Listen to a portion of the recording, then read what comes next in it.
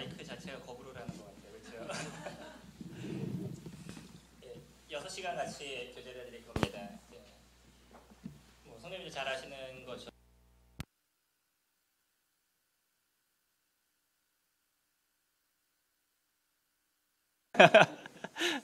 너무 걱정 안 하셔도 되는 거는 12명에 대한 기록이 별로 없습니다. 예. 그래서 아마 베드로를 중심으로 얘기를 하다 보면 나머지에 대한 부분은 거의 다 되지 않을까라고 생각이 되고요. 그리고 가장 중요한 것, 그 제자들이라는 단어로 거의 등장을 하기 때문에 성경에서 등장하는 제자들의 모습들이 어떤 거였고 그들이 어떠한 일들을 이뤘는지 뭐 이런 부분들을 같이 살펴보는 시간하고 베드로 조금 더 길면 요한까지의 어떤 이야기가 거의 제자들에 대한 전반적인 이야기가 될 겁니다. 그렇기 때문에 제가 한 3, 4시간 넘어가서 아직도 베드로나 요한 한다고 너무 긴장하지 마시고요. 마지막은 아주 단순하게 넘어갈 수 있습니다. 조금 걱정이 되는 건 뭐냐면 12제자들에 대해서 카톨릭에서는 성인으로 다 올려놨죠. 그러다 보니까 거기에 대한 전승들이 많이 내려져 오고 있고요. 너무 신격화시켜 놓은 그런 문제들이 많이 발생하고 있습니다. 그래서 저희가 만약에 외부에 있는 다른 자료들에 대한 걸 무분별하게 받아들이게 되면 문제가 발생할 수 있을 것 같고요. 성경을 중심으로 말씀을 드리되 뭐 기본적으로 어떤 일들이 있다라는 아주 단순한 전승에 대한 부분은 뭐 잠깐 이렇게 언급을 해 드릴 건데 제가 전승에 대해서 말씀드리는 부분은 그런 얘기도 있구나라는 것으로 끝나시면 좋을 것 같습니다. 그리고 성경 안에서 그들이 행동했던 것, 그들이 움직였던 모습들, 그분들이 저희들에게 무엇을 주고 계시는지 그런 부분을 중심으로 들으실 수 있으면 좋을 것 같고요. 외경이란 얘기 들어보셨죠? 외경, 위경. 혹시 차이 아시나요? 제가 사전을 한번 찾아보니까 백과사전에는 외경하고 위경을 섞어서 얘기를 하고 있더라고요. 예, 조금 다릅니다. 외경하고 위경은 조금 다른데 그 차이를 혹시 아시나요? 외경이라고 얘기하면 카톨릭에서는 외경을 같이 받아들이고 있죠. 그래서 거기는 뭐 구약은 한 7개 정도 해서 뭐 또 그 신약도 해가지고 외경을 그들이 받아들이고 있는데 우리가 일반적으로 얘기할 때 외경이라고 얘기하면은 성령의 감동하심을 받은 것은 아니지만, 그러니까 영감이 있는 것은 아니지만 우리가 도움이 될 수 있는 자료, 뭐 이런 걸 외경이라고 얘기를 하고요. 위경은 원래 정확한 뜻은 뭐냐면 다른 사람의 이름을 도용했다 그래서 위경이에요. 그래서 뭐 그 유다서 이런 얘기 들어보셨죠? 뭐 도마서 뭐 이런 얘기. 그러니까 자기가 도마가 쓴 게 아닌데 딴 사람이 그 이름을 들어서 쓴 거죠. 이런 걸 위경이라고 얘기합니다. 근데 대부분 위경은 진짜 저희가 조심해서 봐야 돼. 잘못된 얘기들, 뭐 이런 일들이 이제 적혀져 있고요. 위경은 엄청난 책들이 지금 널려져 있습니다. 근데 일반 교계나 아니면은 일반 사람들의 생각에서는 그런 모든 것을 무엇으로 보냐면 책으로 보기 때문에 문제가 발생하는 거예요. 그러니까 다 역사적인 책인 거죠. 그러니까 역사적인 책이니까 그게 성경이든 그렇지 않던 그들의 입장에서는 거기 적혀져 있는 걸 갖다 신빙성 있게 받아들이는 거죠. 그러다 보니까 성경이 잘못되게 느껴지는 부분들이 발생을 하고 있습니다. 그래서 저희가 성경 외적인 것은 진리가 아니라는 것, 그런 부분에서 고민을 많이 하실 수 있으면 좋을 것 같고요.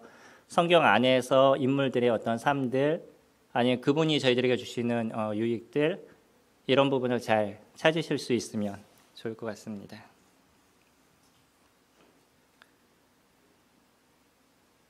별로 성도님들한테 드릴 말씀이 없는데 PPT 준비하다 보니까 한 170 몇 페이지 나오더라고요.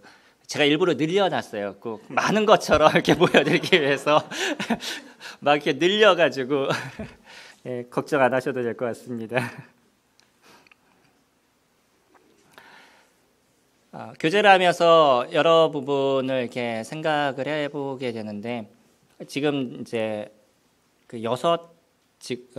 올해 벌써 6타임이죠.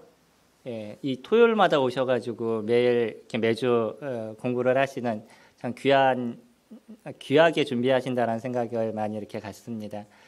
그러면서도 이제 조금 저희 고민을 하는 게 어떤 베드로면 베드로가 어떤 삶을 살았느냐, 그러니까 어디를 가서 어디를 갔다가 어디를 왔느냐, 이것이 우리에게 중요하느냐, 아니면 그런 삶을 그가 왜 살았는 것이 더 중요했느냐, 뭐 이런 부분에 대해서 제가 어디에다 초점을 맞출까라는 부분을 생각을 해봤었습니다. 근데 더 중요한 거는 그 사람이 어디를 다녔다 이렇게 얘기하는 거는요, 어떤 면에서는 저희 스스로가 추측을 하는 거예요.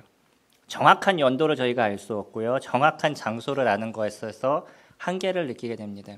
지명이 다르기 때문에 성경에서 얘기하는 지명을 고고학적으로 찾아가는 거예요. 이 찾아가다 보니까 그럴 수도 있지만 아닐 수도 있는 거죠. 그런데 아닌 걸 갖고 그거를 유추해 가지고 어떤 영적인 진리를 뽑아내면 거기에서부터 우리는 잘못된 것을 발견하게 되는 거죠. 그래서 그런 것보다는 그냥 그 사람이 거기서 했던 게 무엇이냐, 그분이 갖고 있었던 마음이 무엇이냐, 뭐 이런 부분을 잘 생각하실 수 있으면 좋을 것 같고요. 아까 이제 외적인 위경이라든지 외경이라든지 이런 거 조심하라고 말씀을 드린 이유 중에 하나도 역사의 기록을 지금에 있는 사람들은 그냥 믿을 수밖에 없지만 사실은 그 역사가 사실인지 거짓인지 저희가 정확하게 알 수 없는 부분들이 많이 놓여져 있기 때문에 우리나라 역사도 그러잖아요. 저희 나라 역사는 무슨 역사예요?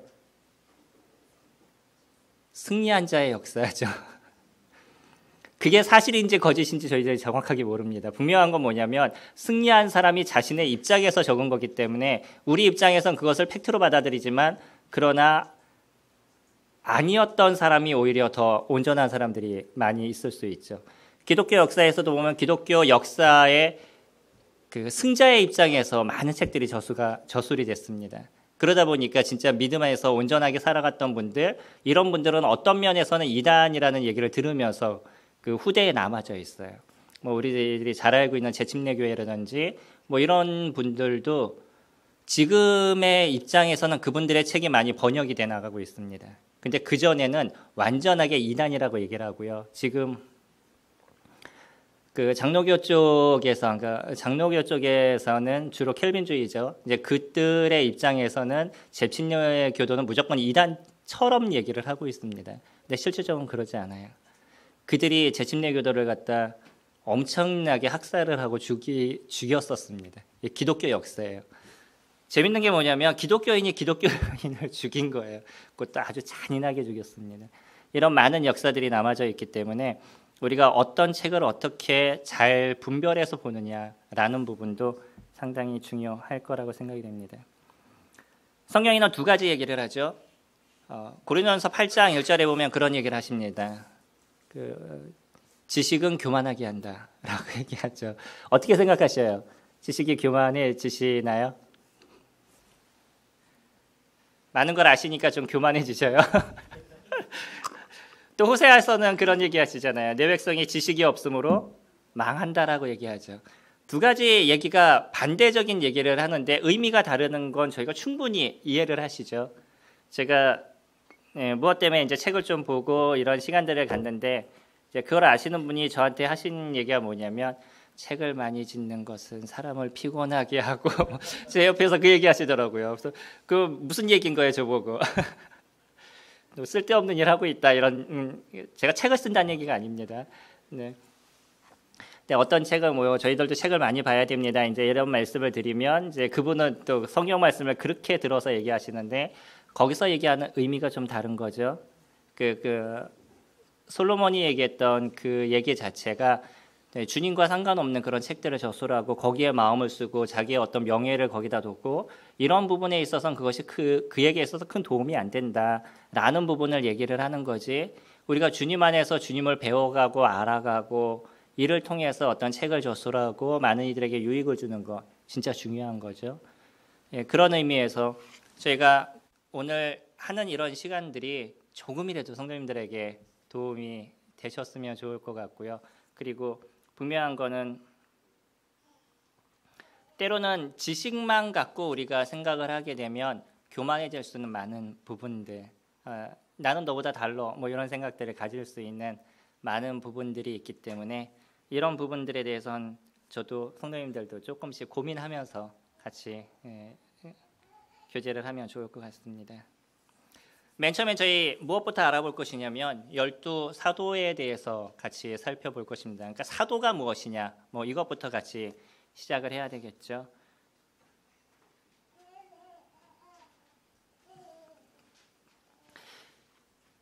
제가 사진을 올리고 이런 거 참 좋아하고요. 그래서 인터넷에서 막 사진 뒤져가지고서는 좀 도움이 될 수 있는 사진들을 올려드리고 그러는데 이제는 그것을 할 수가 없어요.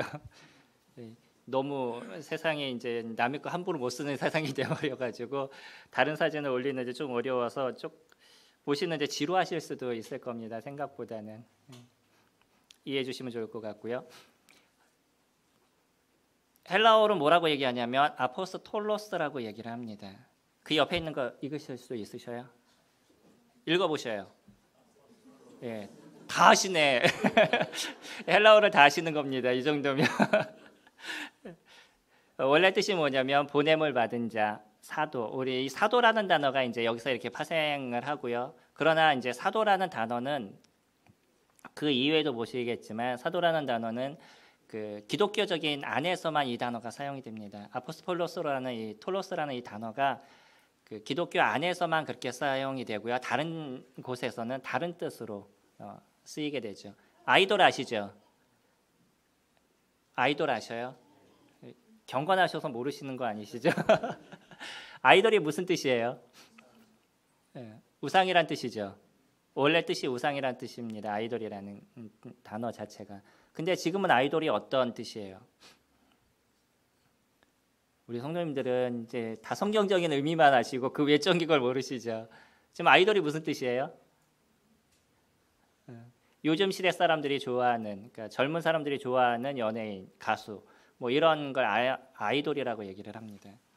그러니까 저희들이 생각하는 아이돌과 세상에서 생각하는 아이돌이 다르다는 거예요. 그러면은 우리는 무조건 우리의 뜻이 그게 아이돌이기 때문에 지금 이 시대에 모두가 잘못된 거다 이렇게 얘기할 수 있을까요? 이게 고민하면서 이제 생각해 보시라는 얘기예요. 단어라는 자체가 변하게 되어 있기 때문에 그렇습니다. 저희가 교회라는 얘기를 써도요. 제가 어릴 때만 해도 공문을 이렇게 보내면 거기에 교회라는 단어를 못 쓰게 돼 있었어요. 혹시 아시나요? 제가 모임 뉴스를 담당합니다. 제가 모임 뉴스를 담당하기 때문에 전국에 있는 모든 그 공문을 거의 제 손을 이렇게 걸치게 되는데 예전 같은 경우는 이제 그런 게 없었었죠. 그래서 모든 분들이 어떤 사이트를 통해서 같이 볼 수 있는 그런 공간은 없었었는데 예전에 편지를 보면은 저희 같은 경우는 성남 북부 모임 이렇게 적어야 됐어요. 성남 북부 교회라고 적으면 큰일 났었습니다. 근데 어느 순간이 조금 지나고 나니까 다 교회라고 쓰시더라고요. 그래서 좀 교회라고 쓰면 문제가 있다라고 옛날에는 얘기를 했어요. 왜죠? 성경에서 얘기하는 교회가 무슨 뜻이에요? 성경에서 얘기하는 그러니까 모임이 무슨 뜻이에요? 그렇죠. 우리가 보통 얘기하는 예수 그리스도의 몸을 얘기를 하고 있죠. 불러낸 무리들 이런 뜻을 갖고 있는데 이 에클레시아라는 이 뜻 자체가 모임이라는 뜻입니다. 그러다 보니까 우리가 모임이라고 부르고 있는 거죠. 저희들 스스로를. 뭐 저희는 성남 모임이다 이런 표현들 많이 쓰잖아요. 그게 이제 저희 그 성경적인 단어를 저희가 쓰고 있는 거고요. 그리고 그거를 번역한 걸 교회라고 지금 번역을 해놔서 사람들은 그냥 그 건물 자체를 교회라고 그들은 생각을 하죠. 저희 교회도 보면 아직도 현판에 뭐라고 적혀 있냐면 성남 교회 예배당 이렇게 적혀 있어요. 그러니까 예배 드리는 것과 교회는 다르다 이런 개념인 거죠. 근데 지금은 어떤 그 서신서를 봐도요, 어떤 편지를 봐도 제가 모임이라고 적혀 있는 타이틀은 없어요. 다 뭐라고 적냐면 다 교회라고 적습니다. 왜 그러죠? 시대가 변한 거예요. 시대가 변하면서 지금 같은 경우에는 교회라는 단어는 어떤 기독교 신자들이 모이는 건물, 그거를 교회라고 인정을 하는 거죠. 그러니까 우리가 생각하는 교회의 개념과, 그러니까 성경적인 교회의 개념과 지금 시대에 살아가는 사람들이 어떤 교회의 개념이 다르다 보니까 이게 잘못됐다라고 얘기하는 게 아니고요. 시대적으로 변한 뜻에 대한 걸 우리가 인지해야 될 필요가 있다는 겁니다. 이런 걸 갖고 싸우면 저희가 이제 힘들어져 가는 거예요. 이건 단어가 변하는 겁니다. 그래서 단어에 대한 부분을 조금 너무 단어를 갖고 그게 진리인 것처럼 싸우고 그것 때문에 어려워지면 그 성도들이 나눠지게 되는 거죠. 예, 그거는 큰 의미가 없습니다. 지금 시대에 어떻게 쓰느냐, 그러나 성경은 어떻게 얘기하느냐, 그런 것을 저희들이 잘 알 수 있으면 좋겠죠. 아포스톨로스라는 이 단어는 보냄을 받은 자라는 뜻입니다. 구약에 누구하고 동일하죠? 그렇죠. 선지자하고 동일하죠. 선지자도 하나님께서 보내신 자다. 기름 부음 받은 사람이 구약에는 세 분이 등장합니다. 한 분이 왕, 그 다음이 제사장, 그리고 선지자. 이 세 부류가 기름 부음을 받아요. 이 세 부류가 기름 부음을 받는데 왕은 저희들이 정확하게 알죠. 그러면 선지자하고 제사장의 차이는 어떤 차이가 있을까요? 저 사람은 자기가 얘기하지 않고 자꾸 질문을 던지죠. 제가 몰라서 그럽니다. 제사장과 선지자의 가장 큰 차이가 무엇일까요? 예, 아주 단순하죠. 선지자 입장은 하나님의 말씀을 백성들한테 선포하는 자예요. 하나님 입장에서 얘기를 대언하는 자입니다. 제사장은 사람들을 대신해서 사람들의 입장을 하나님께 대변하는 사람이에요. 단순하게 얘기를 합니다. 그렇게 제사장과 선지자가 차이가 있습니다. 그래서 제사장들은 무엇을 하냐면 백성들을 대신해서 하나님께 제사를 드리는 그런 역할을 하는 거죠. 사도의 어떤 흐름을 보면 사도는 구약에 있는 선지자의 모습과 거의 비슷해서요. 구약에서는 하나님께서 보내는 사람들이었다 그러면 신약에서는 누가 보내신 거죠? 예수 그리스도께서 보내셨죠. 네, 그 차이가 조금 있을 겁니다. 그래서 뜻은 보내다라는 아포스텔로라는 단어에서 유래가 됐고요. 주로 어디에서 사용이 되거나 있냐면 예수 그리스도의 제자들에 대해서 사용이 돼 가고 있고요. 그 외적으로도 뭐 조금씩 사용이 되어 가지만 주로 누구를 중심으로 얘기하고 있냐면 예수님의 12 제자를 중심으로 이야기를 하고 있습니다. 그래서 히브리서 3장 1절에 보면 누구도 사도라는 표현을 쓰냐면 예수 그리스도 그분을 얘기할 때도 사도라는 표현을 같이 썼어요. 그래서 그러므로 함께 하늘의 부르심을 입은 거룩한 형제들아 우리의 믿는 도리의 사도시며라고 표현하고 있죠. 그러면 예수 그리스도는 누구께서 보내신 거예요? 하나님께서 보내신 거죠. 그런 개념이 되는 거죠. 그래서 하나님께서 보내신 예수 그리스도를 얘기하실 때도 그분도 사도라는 표현을 쓰게 되고요. 그리고 하나님께서 이스라엘 백성의 말씀을 전하기 위해 보낸 자로도 쓰여서 뭐 선지자의 어떤 개념과 같이 이렇게 사용도 됐었었죠. 그리고 어떤 교회의 그 메시지를 선포하기 위해서 보냄을 받은 자들, 저희들이 디도라든지 뭐 아니면 에바브로디도라든지 뭐 이런 사람들을 저희들이 알고 있죠. 근데 그런 사람들을 얘기할 때도 어떤 단어가 쓰이냐면 동일한 아포스톨로스라는 단어가 사용이 됩니다. 그래서 사도라는 단어가 좀 광범위하게 사용이 되는데 주로 시작은 어떻게 시작이 됐냐면 예수 그리스도께서 제자들을 부르실 때 그때 시작이 된 단어가 이 사도라는 단어가 그렇게 시작이 된 것입니다. 그러니까 넓은 의미로 본다면 보냄을 받은 하나님으로 인해서 아니면 예수 그리스도 그분을 인해서 보냄을 받은 많은 사람들이 사도라고 저희들이 보아지는 것이고요. 그리고 작은 의미에서 우리가 얘기를 하면 사도는 누구를 얘기하냐면 12 제자를 중심적으로 이야기를 합니다. 지금은 사도의 은사가 있나요, 없나요? 에베소서에선 있었잖아요.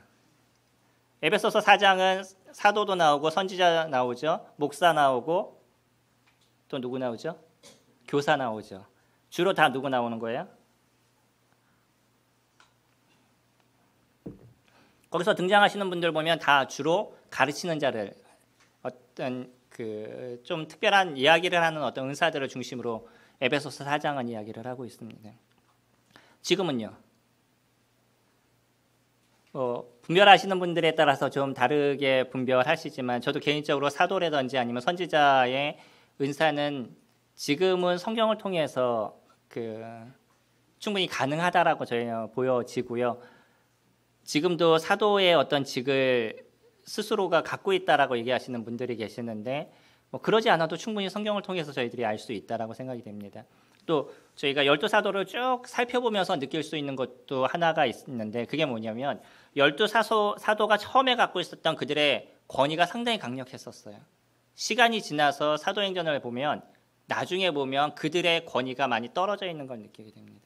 권위가 떨어졌다는 표현을 좀 잘못 제가 사용한 부분이 있을 수도 있는데, 예전에는 그들을 중심으로 신학교회가 형성이 됐다 그러면 그 이후로 많은 사람들이 거듭나고 아니면 성령의 역사를 통해 가지고 그러한 어떤 장로의 일들을 이뤄가시는 분들의 권위가 거의 동등해져 가요. 저희 예루살렘 공의회가 사도행전 15장에서 등장하죠. 거기에서 주로 얘기한 사람이 누구예요? 야고보잖아요. 거기서 얘기하는 야고보는 12사도가 아니었죠. 예수님의 동생으로 저희들이 알려져 있고, 그때 보면 마지막 결론을 누가 얘기하고 있냐면 야고보가 얘기를 하고 있다는 거죠. 이미 12사도에서부터 다른 사람으로 넘어가져 있다는 거 저희들이 보죠. 그리고 그 중간에도 그런 부분들이 조금씩 등장하는데 뭐 좀 이따 교제할 때 말씀을 드리겠습니다. 그래서 우리가 어떤 사도적인 권위, 그런 것이 그렇게 중요하지 않을 수 있습니다. 너무 그런 것에 관심을 안 가질 수 있으면 좋을 것 같고요. 그만큼 어떠면 사람들이 갖고 있는 생각들은 조금 지배하고 싶은 그런 생각이 저희들에게서 크게 일어나는 것은 아닌가. 이것이 인간이 갖고 있는 어떤 죄성의 문제들도 같이 있다라고 보여지고요. 그리고 내가 알고 있는 것이 남들보다 더 많이 알고 있고 내가 온전한 것을 알고 있다라는 그런 어떤 생각 속에서 나타나는 부분들도 있지 않나라는 생각을 해보게 됩니다. 5세기 이후에 이 단어는요, 함대, 장군이라는 의미로 썼어요. 완전 다르죠? 헬라인들이 쓰는 이 단어의 뜻은 완전히 달랐습니다. 그러니까 저희가 생각하는 아포스톨로스라는 단어와 그들이 지금 쓰고 있는 이 단어의 개념은 좀 달라요. 이스라엘 사람들이, 그러니까 저희가 쓰고 있는 이 헬라어가 지금 그리스인들이 이야기하는 헬라어하고 다르다는 거 아시죠? 저희가 헬라어 잘 모르니까 저희가 조선시대 언어를 쓰지 않잖아요. 지금 다르죠. 마찬가지로 헬라어도 변천이 계속되고 있습니다. 그래서 이때 당시에는 어떤 헬라어를 썼냐면 코이네 헬라어라는 헬라어를 사용을 했었어요. 그래서 저희가 보고 있는 그러니까 원어죠. 원어가 적혀져 있는 그 헬라어는 코이네 헬라어라는 단어, 그런 헬라어를 사용하고 있고요. 그래도 제가 이번에 보니까 단어가 많이 차이는 안 나는 것 같더라고요. 큰 차이는 없는데 이제 좀 변천에 대한 부분이 있겠죠. 요세푸스도 이 단어를 같이 사용했지만 요세푸스라는 그 분 자체가 기독교 역사를 적으신, 기독교 안에서는 조금 뭐 좋은 소리를 듣지 못하는 사람이기도 하지만 그 역사가로서 그도 기독교 문화 안에서는 그 동일하게 그 사도라는 개념으로 이 뜻을 사용했습니다.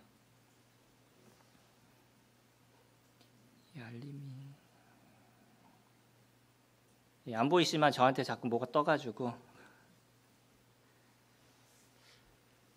아까 말씀드린 것처럼 기원은 마태복음 10장 1절에서 시작하고 있어요. 예수님께서 12제자를 선택하시면서 시작이 됐는데, 예수께서 그 12제자를 부르사 더러운 귀신을 쫓아내며 모든 병과 모든 악한 것을 고치는 권능을 주신다. 부르다는 것, 이제 그런 어떤 부분을 통해서 시작이 된 것이 사도라는 개념이 이제 시작이 되게 됩니다.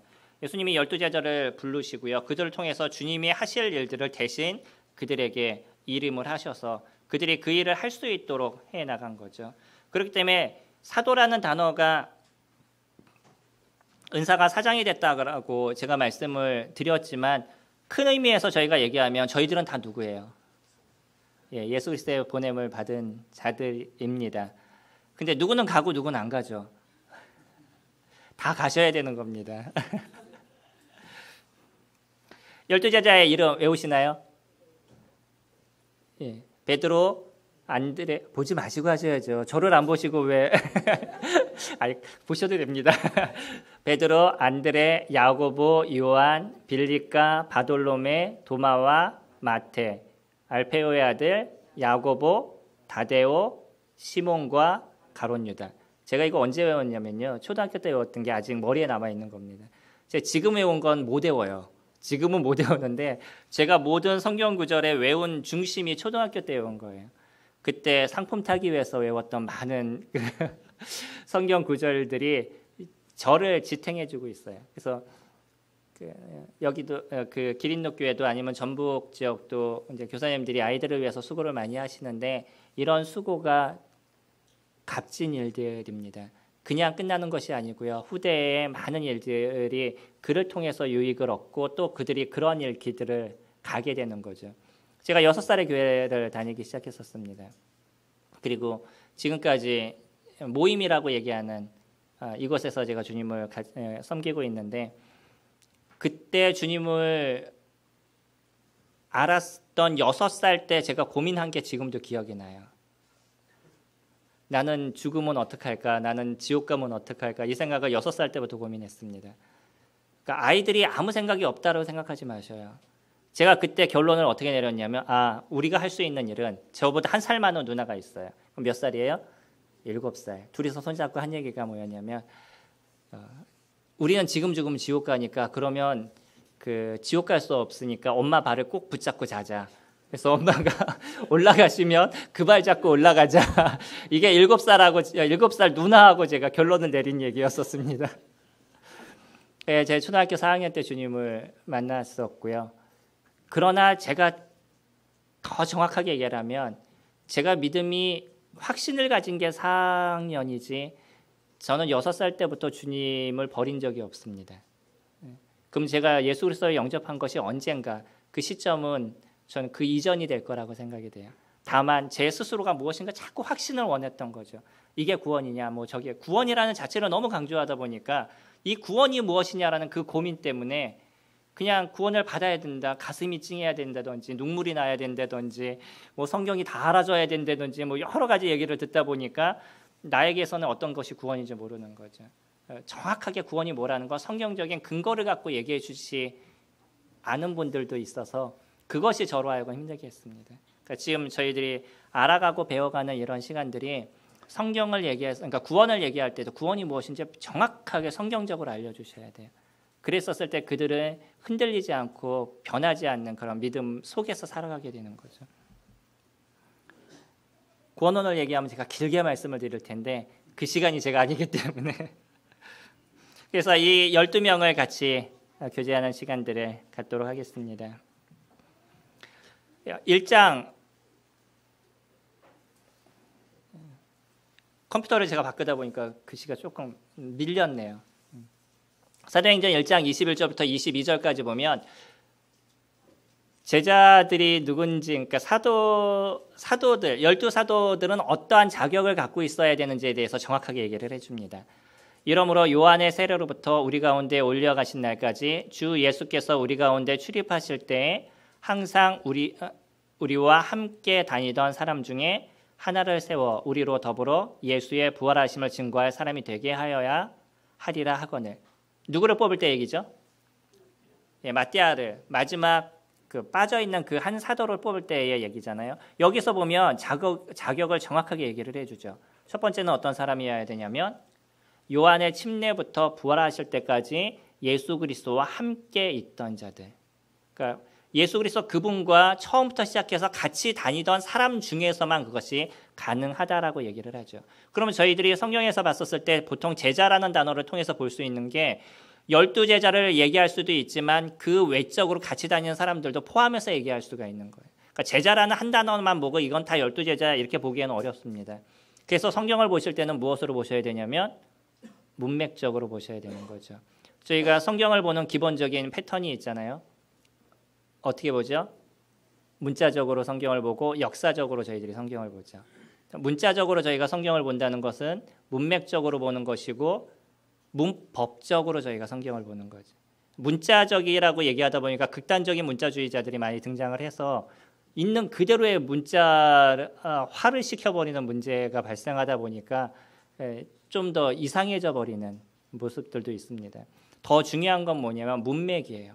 문맥적으로 성경을 보셔야 되고요. 그래야지만 성경을 보는 게 쉬워지고 편해지십니다.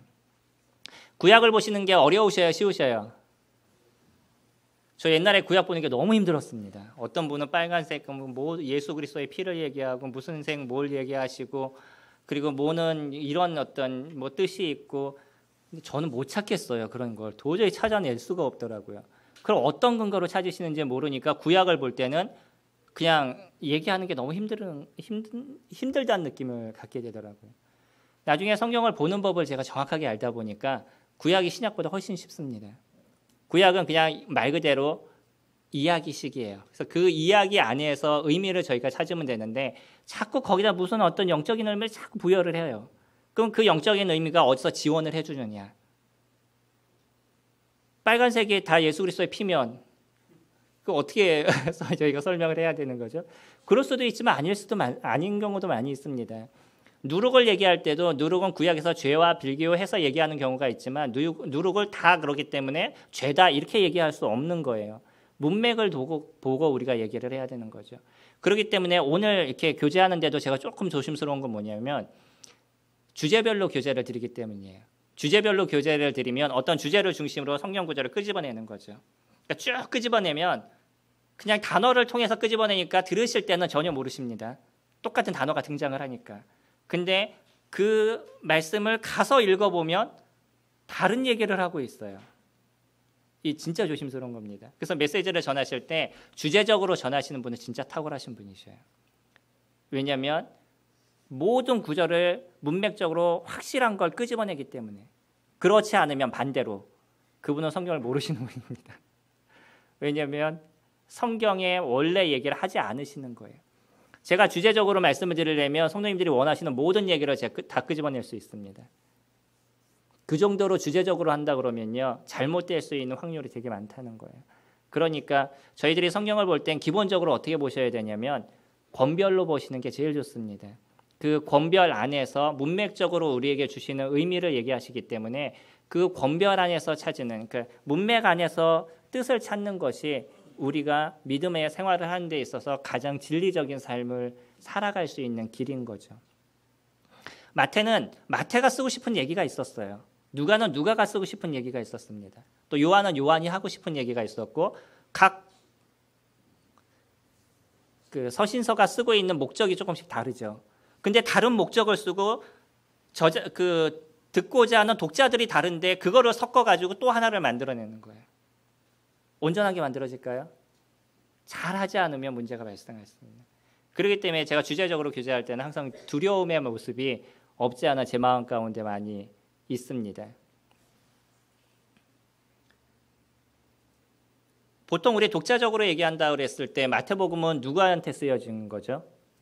유대인들한테 쓰여졌죠. 마가는요? 마가는 로마인에게 쓰여졌죠. 누가는요? 헬라인에게 쓰여지고 요한은 이방인들에게 쓰여졌다. 우리가 보통 그렇게 얘기를 하고 있죠. 그러니까 독자가 다른 거예요. 그거를 보는 사람들의 모습이 다르다 보니까 마태가 쓰고 있는 어떤 어휘가 다르고 마가가 쓰고 누가가 쓰고 요한이 쓰는 어떤 어휘들이 좀 차이가 있습니다. 저희가 영국 사람한테 글을 쓰는 것하고 우리나라 사람한테 글을 쓰는 것하고 다르잖아요. 문화적인 차이가 있으니까. 그러니까 마태복음을 쓸 때는 그 지형에 대한 걸 단순하게 얘기를 해도 사람들이 다 알아듣는 거예요. 근데 마가가 로마인들한테 그 서신을 써야 되니까 어떤 지형을 얘기하면 그 지형을 설명을 해야 되는 거죠. 그들이 잘 모르니까. 차이가 있습니다. 그래서 그런 차이 속에서 각 권별로 주어지고 있는 부분들을 살펴볼 수 있으면 훨씬 더 유익하게 저희들이 성경을 볼 수가 있습니다. 구약은 단순해요. 그래서 너무 많은 영적인 의미를 찾으려고 노력하지 마시고요. 왜 그 얘기를 갖다 이스라엘 백성들이 하셨는지, 그 이유가 무엇인지 그거를 찾으시면 구약을 편하게 보실 수 있는, 물론 뭐 조금 어려운 내용들도 있겠지만 편하게 보실 수 있으실 겁니다. 사도의 첫 번째 목적은 예수 그리스도 그분과 함께 있었던 자여야 된다는 거예요. 그리고 두 번째는요, 예수 그리스도의 부활을 증거할 자입니다. 성도님들은 복음을 전할 때 부활을 증거하셔요? 예수 그리스도의 십자가의 죽으심을 전하셔요? 근데 사도를 선택할 때는 왜 이게 먼저죠?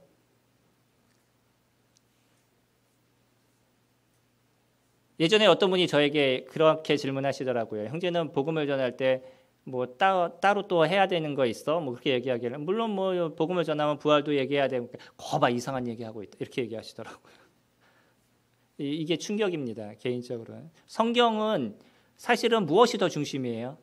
예수 그리스도의 살아나심이 중심입니다. 왜냐하면 그분이 살아나셔야지만 모든 게 완성이 돼가는 거고 주님의 나라에 임하시는 그 모든 것이 이루어졌었을 때 완성이 되는 거지 예수 그리스도의 십자가의 죽으심으로 끝나는 것이 아닌 거예요.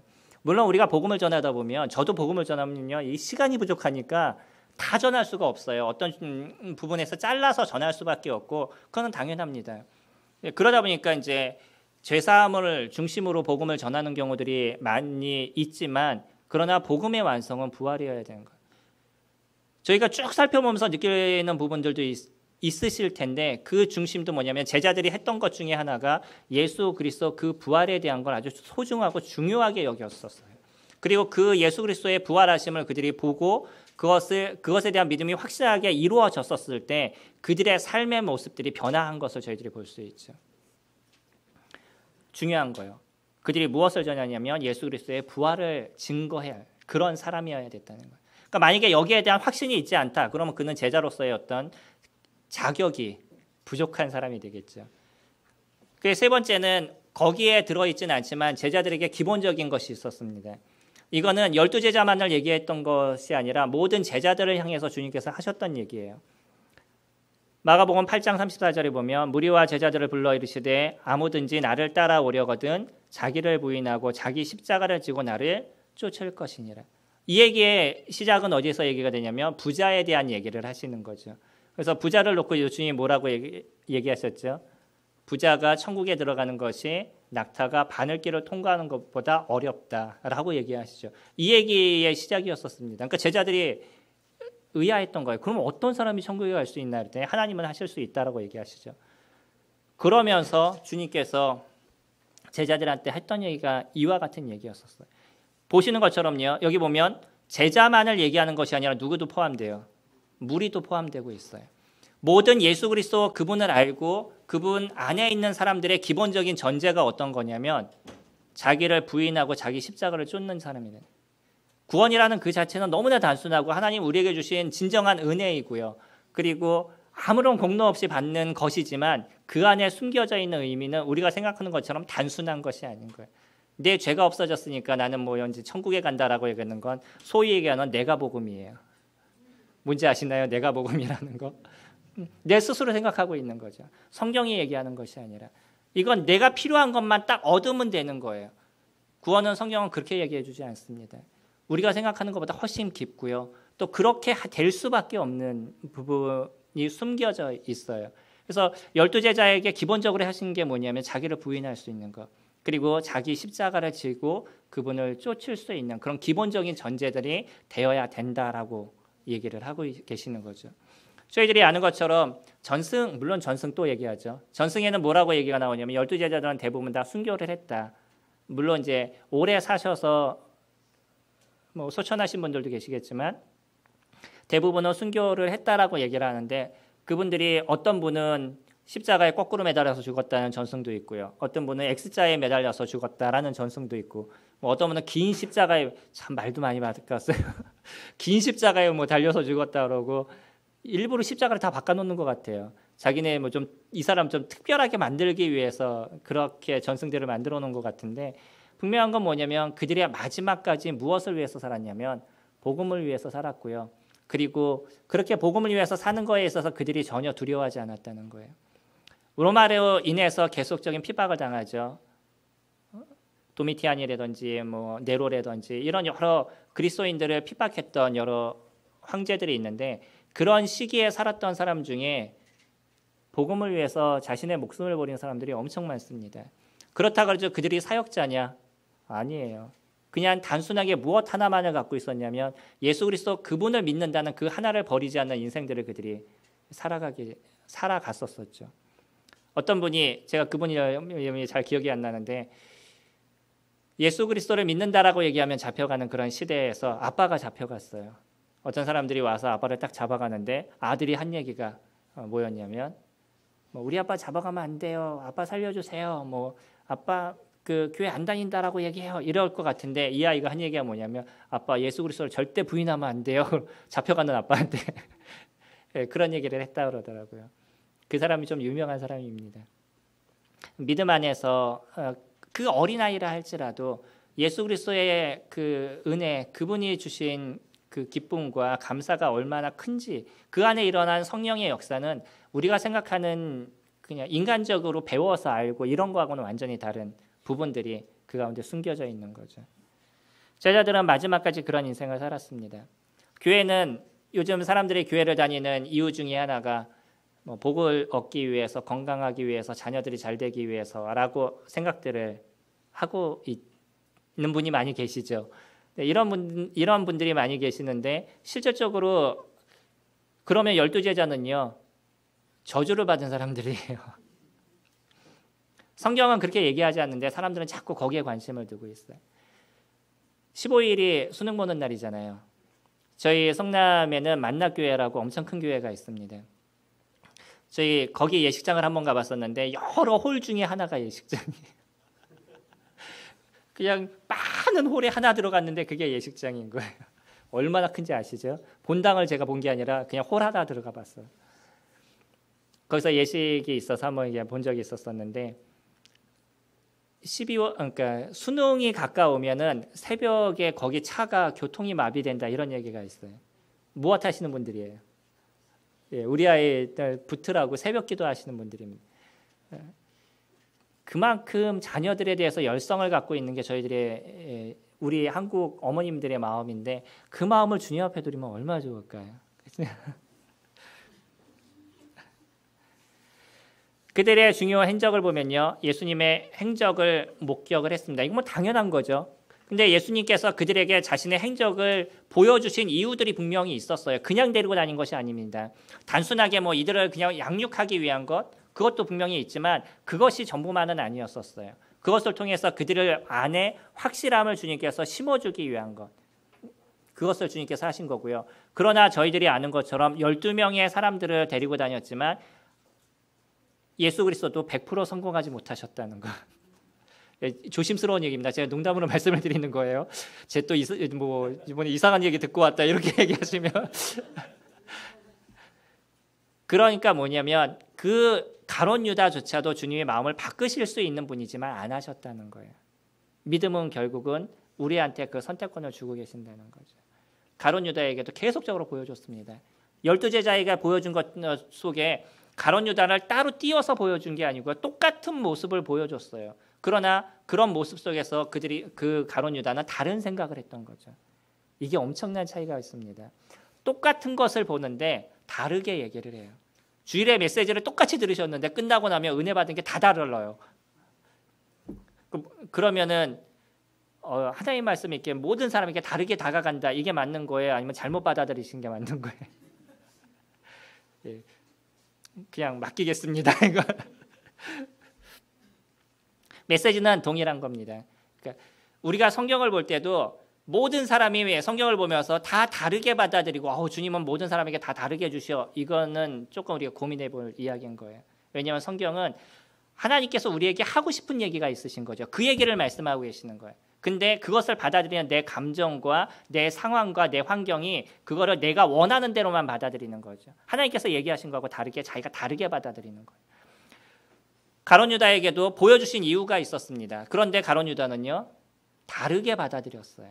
다르게 생각했어요. 그러다 보니까 나중엔 돌이킬 수 없는 길로 그가 빠지게 되는 모습을 보게 되죠.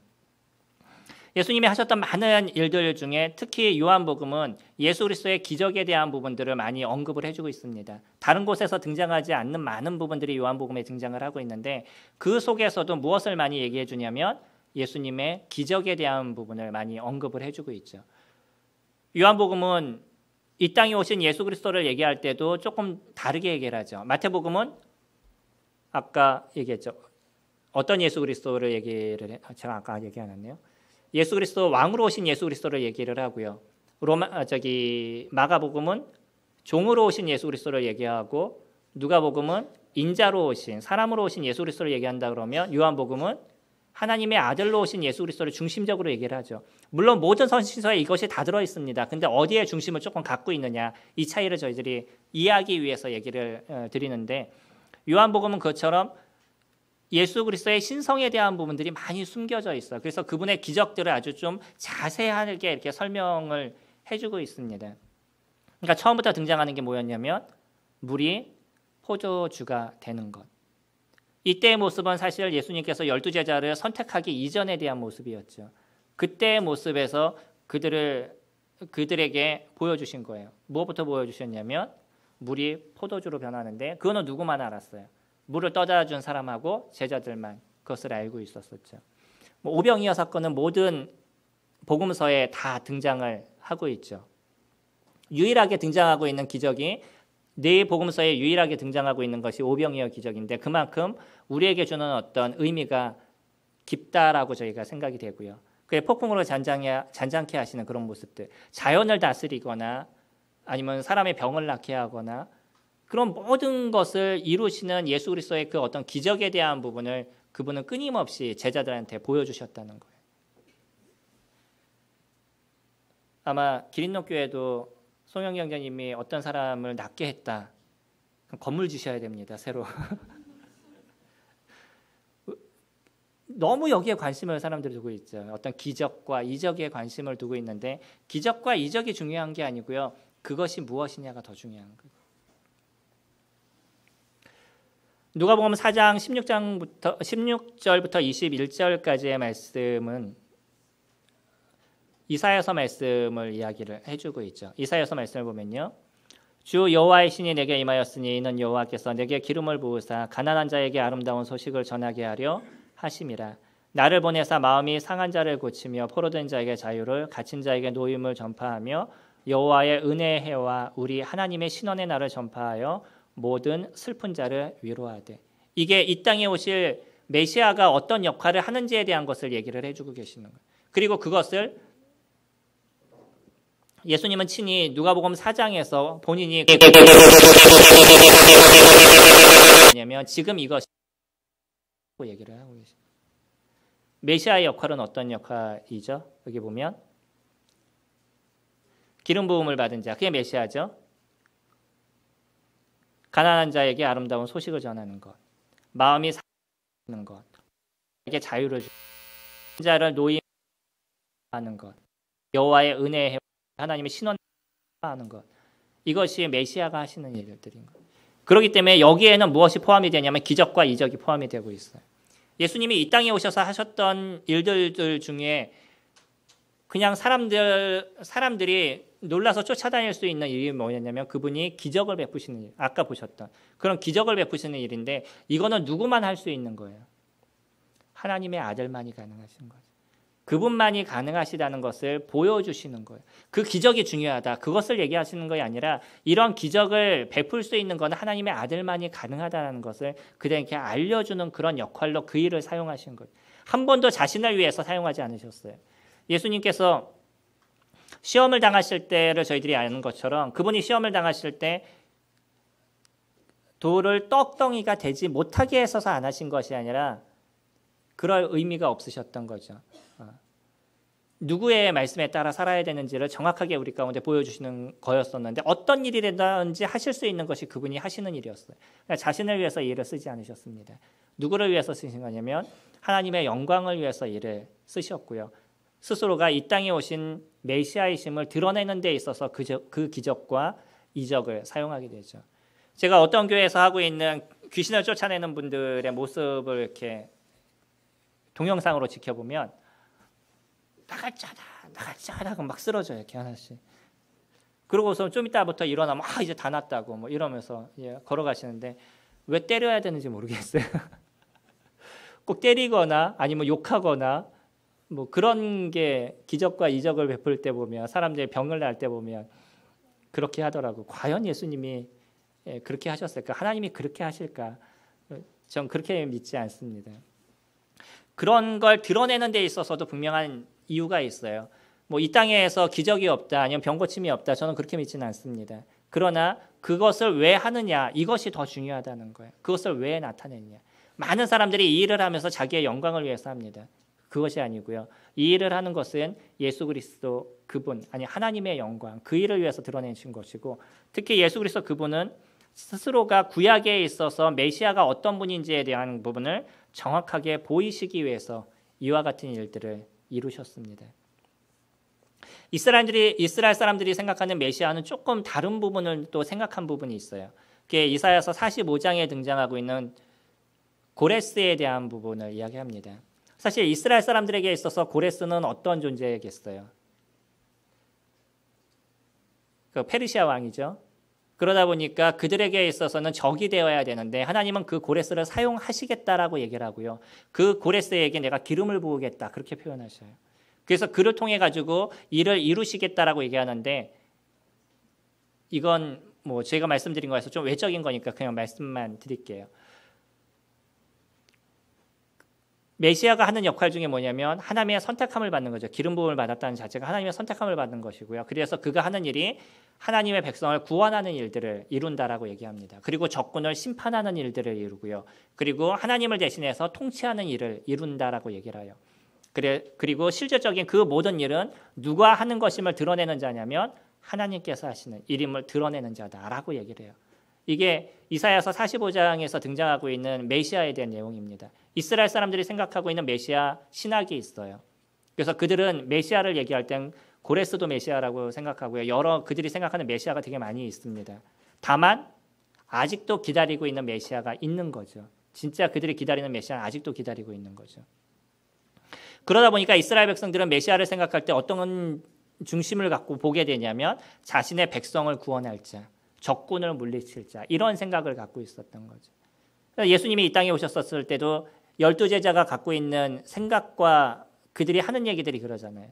주님의 나라를 회복하실 때가 이때니까 뭐 이런 걸 물어보면서 하신 그 마음의 중심은 뭐냐면 언제쯤 로마에서부터 우리를 구원하실 겁니까? 이렇게 물어보고 있는 거예요. 그들의 생각이 정확하게 바뀌어야 될 필요가 있었어요.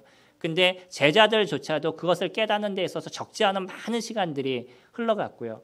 완전함의 그들이 모습을 드러낼 때의 모습을 보면 실질적으로 예수 그리스도께서 승천하시고 성령이 그들에게 임했었을 때 그때 예수님이 그들에게 하셨던 모든 얘기들을 왜 그런 얘기를 하셨는지에 대해서 그들이 깨닫게 되는 거죠.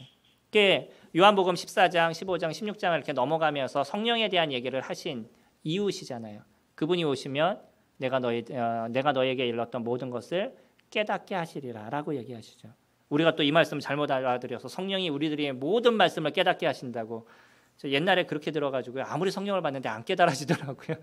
그래서 나는 구원받은 게 아닌가라는 고민을 그런 속에서도 했었는데 문맥적으로 얘기하는 의미가 다른 거죠. 그들에게 했던 얘기는 저희들이 우리 안에 성령님이 계시기 때문에 성경을 다 깨달을 수 있는 건 아니시잖아요. 베드로가 얘기하는 것처럼 그 중에는 우리가 풀기 어려운 것도 있다라고 얘기를 하고요.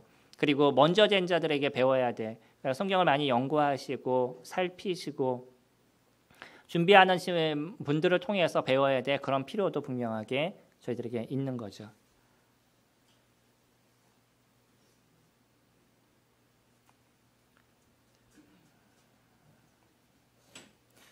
첫 번째 그들이 기적을 체험했다 그러면요. 두 번째 그들이 예수님과 함께 했던 일들 중에 일이 뭐였냐면 침례를 주는 일입니다. 이거는 뭐 성경에서 많이 표현되지 않기 때문에 뭐 그냥 이런 일을 했다라는 것만 기억하실 수 있으면 좋겠고요. 제자들이 예수님께 오는 사람들에게 침례를 줬습니다. 요한의 침례처럼 그들에게 침례를 베푸는 일들을 했었었죠. 예수의 제자를 삼고 세례를 주는 것이 요한보다 많다 하는 말을 바리새인들이 들은 줄을 주께서 아신지라 가로치고 예수께서 친히 세례를 주신 것이 아니요 제자들이 준 것이라. 왜 가로가 쳐져 있죠? 특별히 중요해서. 성경에 보면 가로쳐 있는 거 보시죠? 그 가로친 거 왜 쳐놓은 거예요? 서신 그 사본마다 조금 다릅니다. 그래서 여러 사본들 중에 조금 다른 사본이 있는데 그 다른 사본 중에 어떤 거는 이런 내용이 들어가 있고요. 어떤 사본은 이런 내용이 들어가 있지 않은 게 있어요. 근데 너무 사본들 중에 이게 서로 다른 얘기를 많이 하면 아예 지워버리는 경우도 있죠. 그래서 사도행전에 보면 없음, 저희가 신약에 보면 그런 게 있잖아요. 없음이라는 단어가 있는데 그 없다라는 건 너무 많은 사본에서 조금씩 말이 다르기 때문에 그런 걸 지워버린 거죠. 그리고 신빙성이 있는 것은 가로를 치고 이것처럼 이렇게 얘기를 해주고 있습니다. 구약에는 거의 없죠. 그런 경우가. 이게 구약과 신약의 차이예요. 구약에서는 이스라엘 백성들이 사본을 정리하는 데 있어서 신약에서 정리했던 사람들보다 훨씬 강하게 그들이 성경을 번역을 하죠. 이렇게 번역을 하다가 하나님이라는 단어가 나오면 야훼죠. 야훼라는 단어가 나오면 그들이 그 자리에서 딱 멈추고 가서 목욕 재개를 다시 하고 와서 다시 그 번역을 했다 이런 얘기들이 있습니다. 그리고 숫자를 다 맞춰보는데 사본을 안 보셨죠? 저도 못 봐서 모르는데 사본을 보면 중간에 점이 있어요. 모든 글씨의 중간에 점이 하나 찍혀져 있어요.